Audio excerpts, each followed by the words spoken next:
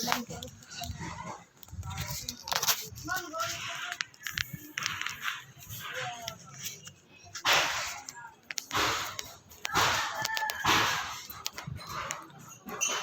hayop na to.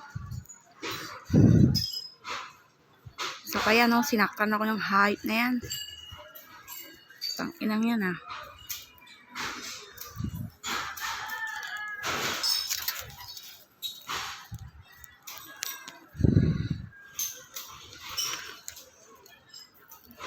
Alam mo hindi sa inyo yung lugar. Che, manahimik ka.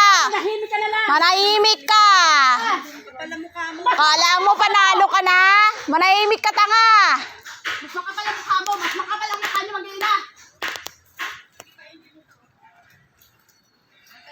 Tingnan natin.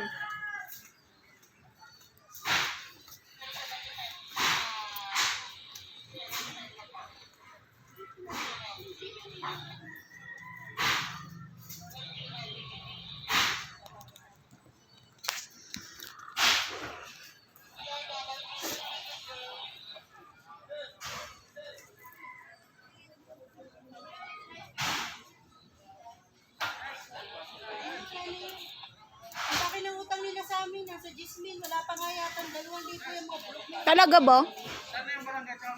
Punta na sila. Ayan na, tinawagan ko na. Naka-coordinate na yan kasi mga walang yatong mga to eh. Ilang beses nang pinakusapan, ilang beses nang sinabihan. Ayaw makipag-usap na maayos. Sige.